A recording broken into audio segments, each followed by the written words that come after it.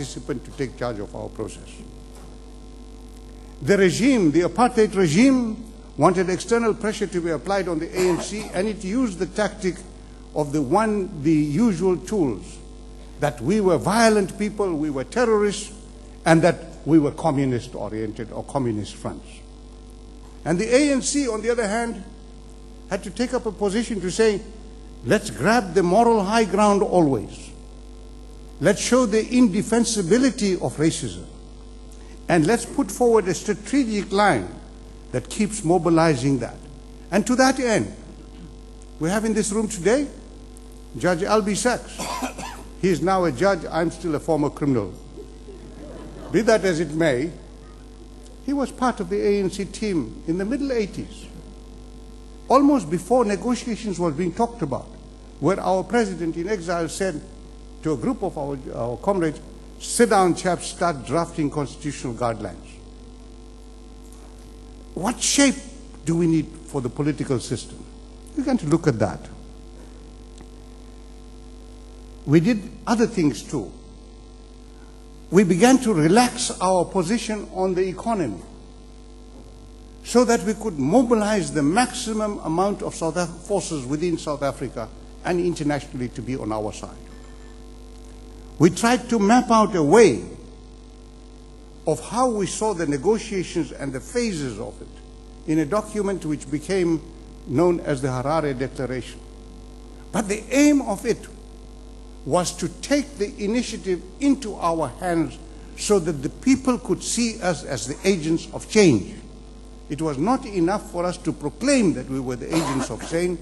It was not enough for us to fight, but it was important that at every stage of that transition process, we should be putting forward a view that would mobilize more and more support on our side. The other things that arose, and there's nothing wrong with it, it's part of the reality of power. We had forces outside our country who wanted to impose a solution in South Africa of who their choices were. And there was no point about crying about it. The important thing was to map out a strategic line and a pathway that would make it difficult for them to put another solution on the table. Amnesty, the interesting thing, and again, because there are no straight answers. At the beginning of the negotiations, the ANC was located in the underground, in prison, and in exile. And the leadership was sitting in exile. To come in, they needed security that they would not be arrested and detained and imprisoned. They needed some form of indemnity, so they proposed to the regime that let's have blanket indemnity for everybody. It's the regime who turned it down, because they thought that they would use individual indemnity as an instrument as the process went on. So we had no blanket amnesty. But the process of negotiations went on, and as we neared the end of the negotiations, it's the other side that wanted amnesty now, because they could see that democracy was going to triumph and they would be out of power. And it's us who began to delay on the matter. I don't know whether Albie and Geraldine were part of that process of delaying, but it tells you about their understanding of justice. So these are elements, colleagues, that were there in this house. We argued about the shape of the table. In the end, we accepted that all existing political parties should sit at the table, knowing that out of the 19 parties, 14 were products of the apartheid system. So it looked like we were outnumbered. But we accepted that with one understanding, that we would continue to mobilize and interact with every one of those parties, even outside the table, to change the shape of the table. And I think we succeeded. So, just to conclude, we argued about who should write the Constitution. We could not allow that forum to write it. So we agreed on an interim constitution. The other side wanted the interim to be a permanent. And we said no. And so we had to create a set of constitutional principles that would underlie a final constitution. What I'm trying to say, colleagues, is that in that tussle for power and in negotiating a pathway and in the transition processes, it's full of uncertainty, of give and take, because it's a tussle around power. And nobody is going to relinquish power just like that. And the transformation process goes on even after the elections of 1994. We are busy changing a world, and you in this region, in this information age, are sitting at the point where, with all these uncertainties, with all the tensions, I think the excitement that you are now pioneers in finding fresh answers in the information age, to making people empowered, to making people take charge of their lives, to making them empowered not just in politics but in the economy, in their social life. This is something the world has not solved. And you are sitting at a point where, together with the entire experience of humankind and with the information age, you are pioneers, and we look to you for new solutions.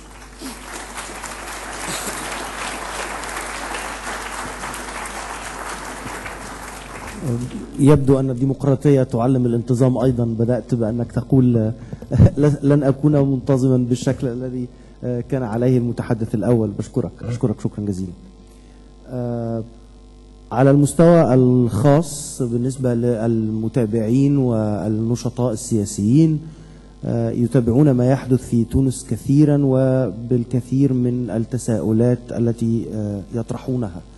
بالنسبة للمصري العادي خارج هذه القاعة، أحكي لكم موقف أيضا. أنه أحد المرة في الشارع قال لي: أستاذ شريف، أنا بطلت أتفرج على البرامج المصري، أنا بشوف تونس الأول علشان أبقى حرقتكم بحلقتين. يشرفنا أنه معانا السيد عبد الفتاح عمر، رئيس لجنة مكافحة الفساد والرشوة في تونس الجديدة. تفضل يا فندم. شكرا. حضرات السيدات والسادة، يسعدني أن أتناول الكلمة أمامكم باسمي الخاص وباسم زملائي التونسيين الحاضرين وعددهم كبير. جئنا جميعا لنزيد اطلاعا عن تجارب الآخرين، وكذلك لنطلع الآخرين على تجربة متميزة. التجربة التونسية تجربة تونس، حيث انطلقت شعلة الثورة في العالم العربي، ثورة كرامة، ثورة حرية قام بها الشعب التونسي، وفي طليعته شباب تونس.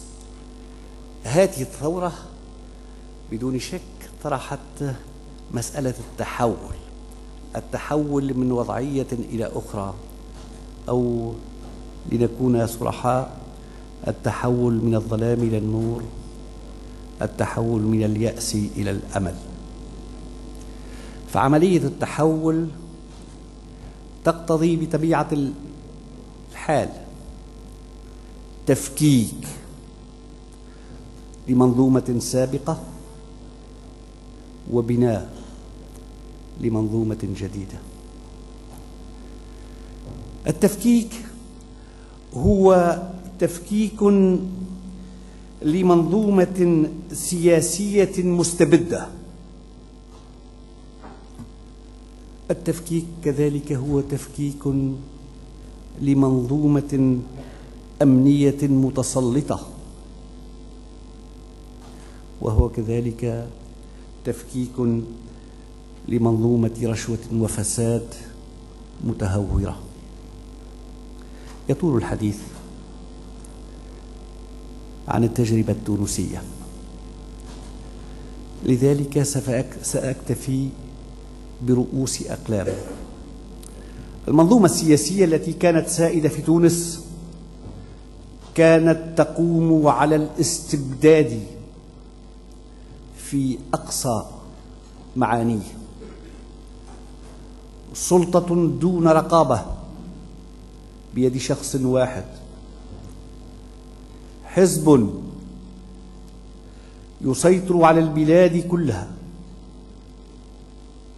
ويجعل من المعارضة معارضة صورية، وكانت بمثابة التعلة للدعاية الخارجية. كيف لها أن تدعي المعارضة في حين أنها تزايد من بين المزايدين؟ طبيعي إذن أن يقع إزاحة الدستور الذي سمح بهذه المنظومة، حل الحزب الذي سيطر على الأشخاص وعلى المجموعات وعلى الفئات، حتى أنها كادت تفقد كل إمكانية تنفس. طبيعي إذن أن هذا التفكيك يفتح الباب للتحول، للانتقال على المستوى السياسي. ولهذه الغاية أسست تونس تحولها أو انتقالها السياسي على هيئة عليا لتحقيق أهداف الثورة والإصلاح السياسي والانتقال الديمقراطي. هيئة ممثلة للمجتمع بحساسياته المختلفة، بشخصياته المختلفة، بأحزابه المختلفة. وقد تعددت الأحزاب حتى أن عددها أصبح اليوم 81 والبقية تأتي. على كل، هذه الهيئة هي التي تعهدت بالإصلاح السياسي، وهي التي تعد بواسطة هيئة أخرى لانتخاب مجلس وطني تأسيسي مكلف بوضع دستور جديد يقوم على التعددية، يقوم على الديمقراطية، ويقوم على ذات الإنسان، أي على حقوقه الأساسية وعلى حرياته العامة. هذا المجلس القومي التأسيسي بدون شك سيكون منتخبا انتخابا عاما حرا مباشرا. وأهم نقطة ربما يجب التذكير بها هو أن هذه الهيئة أقرت أن يكون الاقتراع على القائمات بالتناصف بين الرجال والنساء وبالتناوب، بحيث لا تقبل قائمة إذا لم تكن تتضمن 50% من النساء 50% من الرجال، وترتيبهم يكون بالتناوب، وهي أولى من نوعها في العالم، لا العالم العربي فحسب بل في العالم برمته. ونفتخر بهذا العمل الذي سيؤثر على مستوى الحضارة الإنسانية. الجانب الثاني، المنظومة الثانية هي منظومة أمنية متسلطة، ارتكبت جرائم عديدة في حق الشعب التونسي، في حق التونسيين، بالانتهاكات الجسيمة لحقوق الإنسان، بالتعذيب وبعديد التجاوزات التي ارتكبت بصورة فاقت الخيال، خاصة أثناء الثورة وانطلاقا من 17 ديسمبر 2010. وهذا الجانب تتعهد به لجنة لجنة تقصي الحقائق في التجاوزات، وهذه اللجنة تقوم بالتقصي الحقائق في التجاوزات في المسائل الأمنية، وعليها كذلك أن تتقدم بتصور جديد للأمن حتى يكون في خدمة الشعب، وحتى يكون حاميا لكرامة الإنسان، لحرية الأفراد وللحريات العامة. أما المنظومة الثالثة، وترون أنني ركزت على تفكيك المنظومة العامة بالإشارة إلى تفكيك المنظومة السياسية، تفكيك المنظومة الأمنية، وتفكيك منظومة الفساد والرشوة التي هي باتصال بالمنظومة الاقتصادية. تحول يتم بناء على 3 هيئات، 3 لجان إن شئتم. الفساد المالي وغيره من مظاهر الفساد، الرشوة بمختلف مستوياتها، نخرت عديد المؤسسات التونسية، كما أنها نخرت جوانب هامة من المجتمع، حتى أن الرشوة والفساد اعتبرت كأنها من طبيعة الأمور، وقع استبطانها، ونشأت عند العديد من التونسيين عقلية، إن شئتم ثقافة، تعتبر أن هذه الأمور هي من طبيعة الأمور. وأعتبر أن النظام يتحمل مسؤولية هذه العقلية التي وجدت لدى عديد التونسيين، والعمل على العقليات والأفكار ليس بالأمر الهين. لا فائدة في الإطالة، ولكن هذه المظاهر هي الآن محل تقصي، أي بحث وتحقيق وإحالة المجرمين في هذا المجال على القضاء، والعمل على أن تسترجع المنظومة الاقتصادية كل جوانبها، وأن تتحرك بسلام في خدمة الجميع. ولا يكفي تفكيك منظومة فساد أو رشوة، المهم ربما من أكثر من ذلك هو أن يقع وضع تصورات للتصدي مستقبلا للرشوة والفساد. لذلك فإن هذه الهيئة التي تقصي الحقائق مكلفة كذلك بوضع تصورات جديدة تقوم على أساس جهاز دائم ومستقل، على أساس قانون إطاري يضبط الجوانب العامة لمقاومة الرشوة والفساد، وعلى أساس مبادئ، وقد انتهيت سيد الرئيس، هي مبادئ النزاهة، الشفافية، التبرير، والمساءلة الفردية. ذلك هو سعي تونس نحو التحول، وأعتبر أن التجربة التونسية في هذا المجال هي تجربة جديرة بالنقاش والحوار، لما لها من جوانب متعددة في خدمة غاية تأكدت واتفق حولها الجميع، إعادة الاعتبار لبني آدم. شكرا. شكرا جزيلا.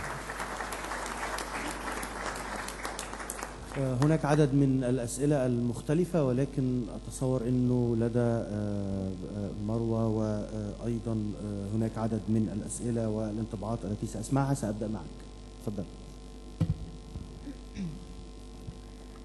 Thank you very much for all the speakers. I would like to first outline our role here, which is mainly to assess what can be learned from the rich experiences that we have heard right now, to try to develop certain solutions as well that can be relevant to us in Egypt at the moment, and where there was a bit of difference between the context of Egypt and the context that we have heard now, to try to offer some creative ideas and perspectives and approaches to the audience, which is what Luay and I will try to do. I will divide my discussant comments into 3. First, I want to deal with issues relating to the constitution, writing, and the political system. Number 2, I want to talk about transitional justice and security. And number 3, about economic policies and prosperity, hopefully. So for the first part, the part related to the constitution and the political system, we have heard how the different countries have gone about writing their own constitutions. Based on the 19th of March referendum, we have a roadmap, a tentative roadmap that tells us that the constitution in Egypt will be written by a constituent assembly that is elected by the parliament. Now, a lot of people have voted yes for that, but today we hear a lot of fears coming up from this process. A lot of people fear that if the parliament ends up writing the constitution, this parliament is only a reflection of the balance of power in society, but it does not reflect the true constituents of society. So if I am very good in politics, I will make it to parliament, I'll be able to write the constitution. But if I am not very good in politics, I'm out of the game. So that's a concern. The other concern related to this roadmap is that it actually brings us a president by mid-year 2012, which is a very long time, and which we expect that the military will continue ruling during that time. Some people have started to come up with solutions which I have seen from the South African experience and maybe also the Brazilian, which is, instead of bickering now about the results of the referendum, it's to come up with an inalienable Bill of Rights. This group of rights that relate to the person, that cannot be changed, whether the parliament writes the constitution or someone else writes it. Some people are now working on that, which is the case that happened in South Africa. Since in some of these countries, they had the experience where their parliaments wrote their constitutions in the transitional phase, I want to also pose the question to them.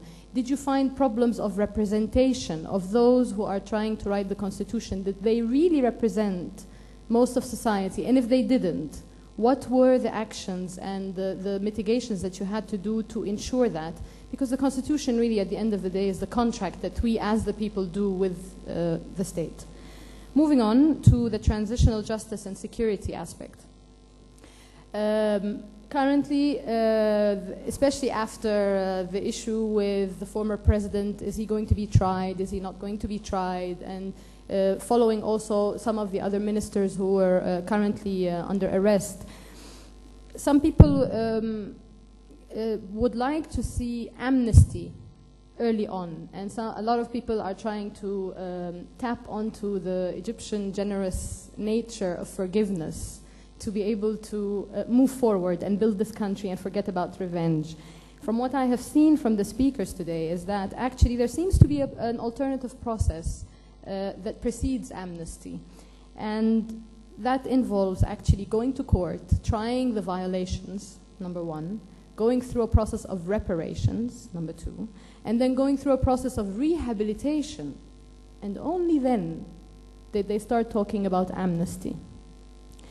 So the problem here is that also we are being told that if we try these ex-officials, ex-businessmen who exploited their positions, that we are also jeopardizing our economic situation. We are scaring the foreign investor off.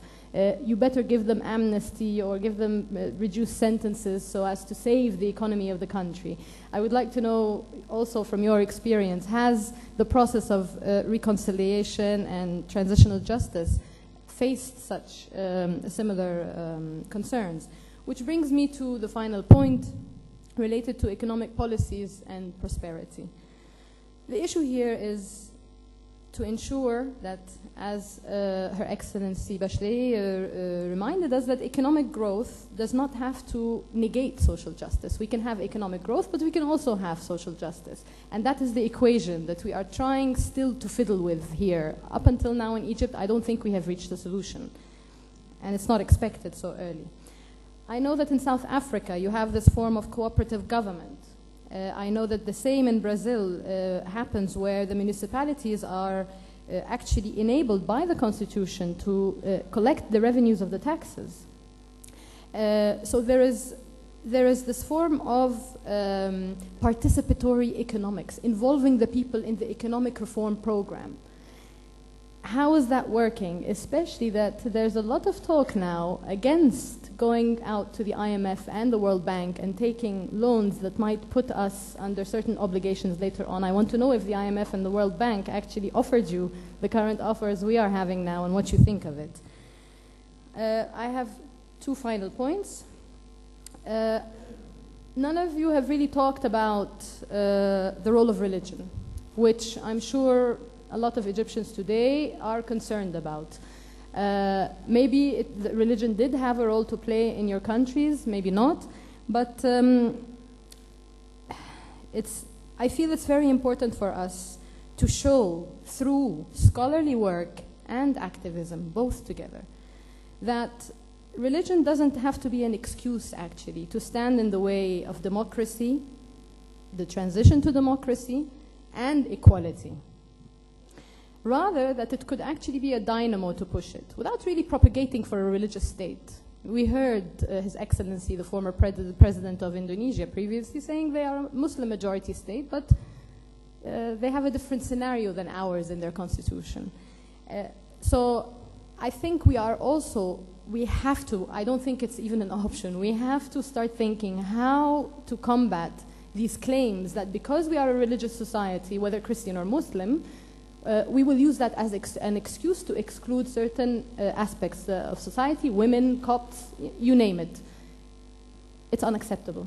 And I want to know if in your countries as well, you had calls for exclusion despite the revolution, based on philosophies, religions, or ideologies. Well, I'll try to be very brief. Yes, His Excellency Mr. Mack talked about mediating processes of conflict of interests. And I feel that we need to also maybe hear your experience or start ourselves to develop new ways and methods, other than demonstrations, to put pressure on the process. Whenever those who are still demonstrating are asked, why are you still in the streets? It's finished. 11th of February, we finished. Why are you still going to the streets? And the typical answer that constantly comes back is, because this is the only way until today that the lay person can actually put pressure on the process. We had a revolution to have voice, and we need to develop alternative ways to make this voice heard. My final point is that also the current situation today, and it's in similarity with all the three countries we have heard, the current situation is actually criticized because of the lack of unity of these voices. We keep saying, every time you have a coalition coming up asking for a new demand, you know, how are these people going to be able to come together and lead the country forward? We need unity, we need leadership. As much as I do agree with some of that, I would like to suggest an alternative way of looking at the situation. We are 80 million people, maybe more.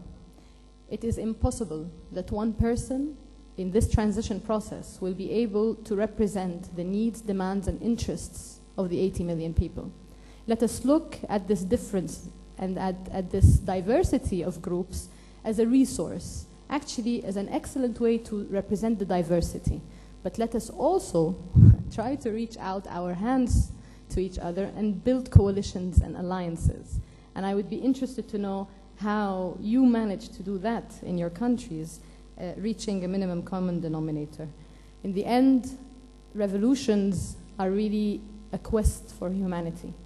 And this is what I have been hearing in all these three country experiences and what I have personally seen in this beautiful Egyptian revolution. We